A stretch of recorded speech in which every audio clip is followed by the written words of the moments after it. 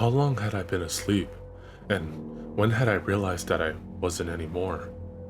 I watched the ceiling fan circle slowly above me, doing nothing to dissipate the clouds of cigarette smoke that had drifted above my room for years. I started most morning this way, but no, it wasn't morning, was it? I turned my head towards the bedroom window and confirmed the sky was dark outside of it. The last thing I recalled was being in the bathroom and then silence and sweet darkness. Seth. I sat up and chugged an old bottle of water sitting on the floor next to the bed, and then threw the empty bottle at my closet door.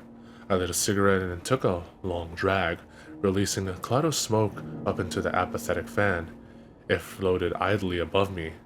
Putting on an old hoodie, I walked out into the small living room of the apartment I shared with my roommate. Evening, princess. Seth was reclining on the end of the couch, fingers flying across the keyboard of a notebook sitting on his lap. A confused yet edgy indie movie played on the TV in front of him. This was pretty much Seth's life on any given day, and it perfectly summed up all of my interactions with him since I'd moved in. Well, all of my sober interactions with him, anyways. I pulled down on my sleeves to subconsciously hide my arms like it made any sort of difference, but of course it didn't. Seth already knew. He noticed what I was doing and his smile fell into a sobering look. Found you passed out in the bathroom again. Sorry, I rasped, and reached for a half can of Mountain Dew that had been sitting on the counter for God only knows how long. You do realize how difficult it is for me to drag a 6th Street dude out of the bathtub and down the hall to his room. Next time just leave me there, man. Hardly. You would have choked on your own vomit. I shrugged. I knew this was the death lurking in my future anyways, but heroin afforded me one convenience that I refused to part with, a dreamless sleep. I'd die before I surrendered that. Besides, if the nightmares came back, I'd probably just kill myself anyways. You had some visitors today while you were passed out. Dreddy stopped by. Oh yeah? Yep. He left you more drugs. Said you could pay him when you had the money.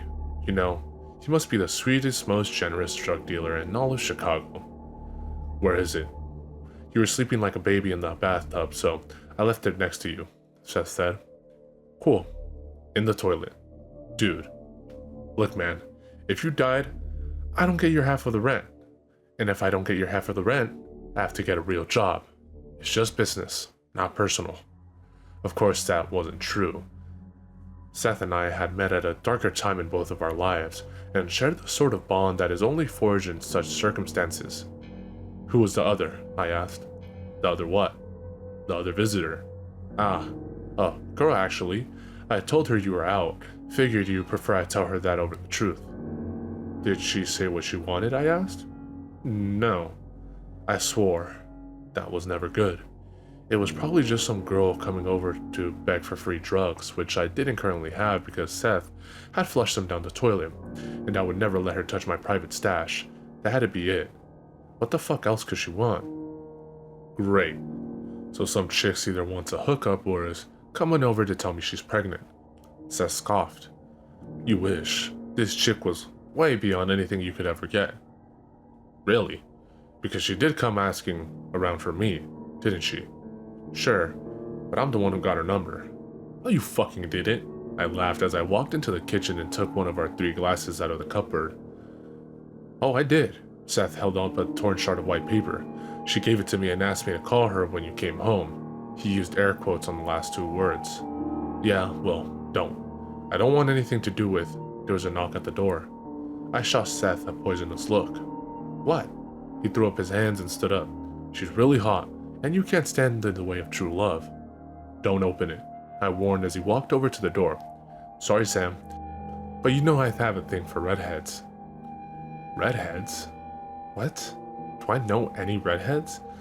I couldn't place one for the life of me, and then Seth opened the door to reveal Kimber DeStaro, standing on the other side. I suddenly felt like a bucket of ice water had been dumped on my soul. I had a few seconds to study her before her eyes found me leaning against the counter in the kitchen. She was still very short, but her hair was longer, halfway down her back it looked like. And she was, of course, almost 10 years older than the last time I'd seen her. Looking at her after all these years was physically crippling. I had to make a concentrated effort to stay on my feet while my knees tried to buckle underneath me. Just seeing her face brought back painful memories I thought long buried. She was like a mirage long dead, returning to torture me. Kimber's eyes finally found me as she nervously clutched her cell phone in her hands, turning it over and over against her chest. "Hi, Sam," she said with more confidence than she clearly felt. Since Kimber had actually spoken to me, I could probably confirm that this wasn't a nightmare. She was really here. And if she was real, that meant it was all real too. A shudder racked through my body and I wound my white-knuckled fingers around the edge of the countertop. "Why are you here?" I hadn't meant to sound so angry. My words seemed to rattle Kimber and she took a step back. Seth watched the exchange with interest but didn't intervene. "You shouldn't be here, Kimber," I said. I just wanted her to leave. This needed to end before I lost it. After she was gone, I could pretend she was just a nightmare seeping through the veil. Kimber hesitated. I saw her calculating in her mind as she watched me, her lips moving only slightly as she organized all the variables in her head. It was such a Kimber thing to do, and it made me realize how much I missed her. I saw the exact moment Kimber found in her mind what she was looking for. "Did you get my letter?" she asked. "Yes." And I threw it away. Lies. She faltered for only a moment. "Did you read it?" I didn't say anything, but I knew she could read the answer on my face. When neither of us spoke, an awkward tension began to bleed into the room. "So I'm Seth," my roommate said, still casually leaning against the door. Kimber held my stare for a moment longer and then broke it to finally walk into the room. Seth let the door close behind her. "Kimber," she said to him. "And how do you know Sam?" "We grew up together." "Neat." "Sam and I were cellmates in prison." "Seth," I snapped. "I was in for a super sexy felony. Computer crimes. Sam was in for..." "Swear to God, Seth," I warned. "Harder stuff." "Good night, all," he said cheerfully and left the room. I kept my eyes on him as he made his way down the hall to his room, cursing his every step. When Seth's door had finally closed behind him, I reluctantly let my gaze drift back into the room. Kimber was watching me with an expression I couldn't read, but I didn't like it. "The letter," she repeated. "Yes, I read it." Kimber continued to stare at me, waiting for more, and she cracked me just that easily. I don't know what to say. I ran my hands through my mess of dark, unwashed hair. "I'm sorry that we didn't. Sam, stop. I'm not here for apologies. I don't need one. You guys got me out." "Kyle got you out." His name seemed to impel her. I wonder how long it had been since she'd heard it. "Well, that's kind of why I'm here. There are others, Sam. Women who never escaped that place. Yeah, I want to help them." "How?" "I want Drisking to be exposed. I want what they've done there to be known to the world. Yeah, so do I. So do a lot of people. But the majority of us aren't in a position to do anything about it." I needed a drink. I pulled a plastic bottle of cheap vodka from the freezer and poured it into the glass.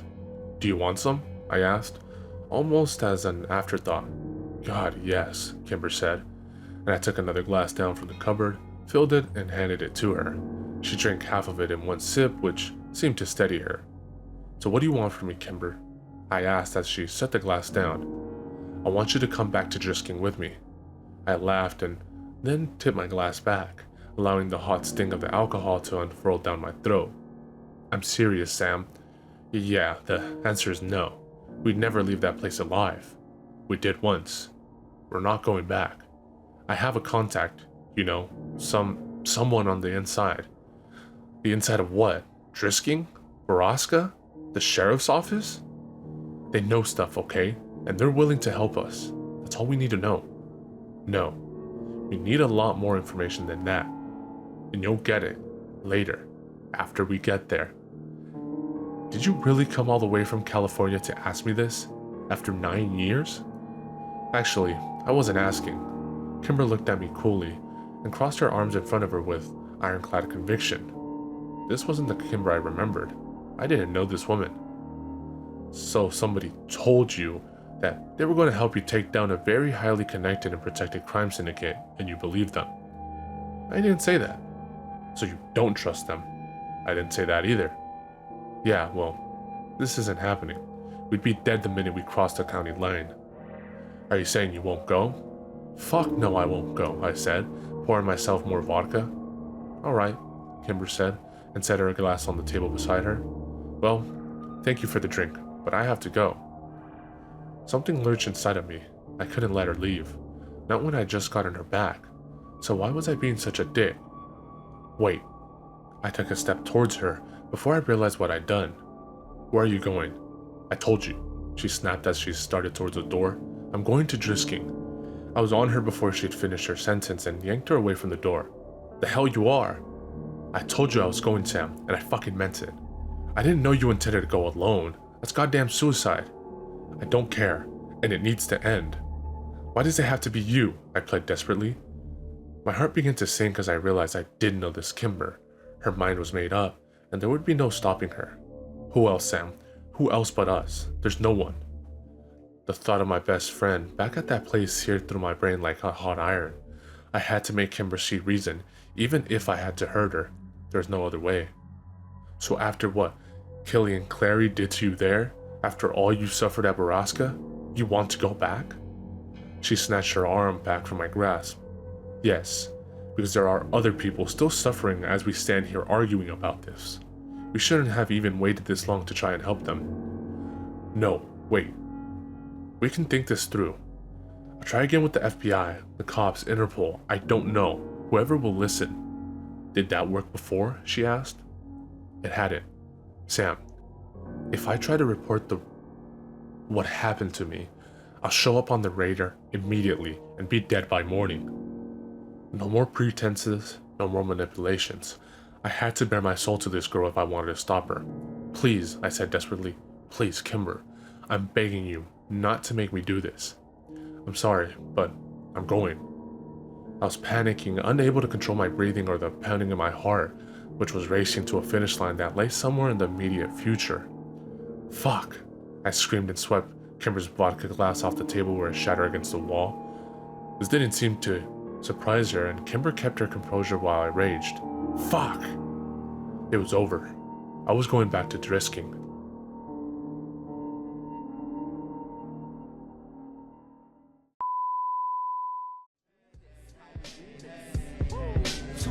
Letting the blow, getting the dough. We be checking your hole while you sweating the flow. I be intellectual, incredible, flexible. I turn the virgin sexual, impeccable, but technical. I be the first letter, you ain't know. Check the alphabetical order. My natural elements, chemical shorter to leave it cruel. More bloodier, dimensional waters. On the 28th, your thoughts are pennyweight. I'ma generate these bonds.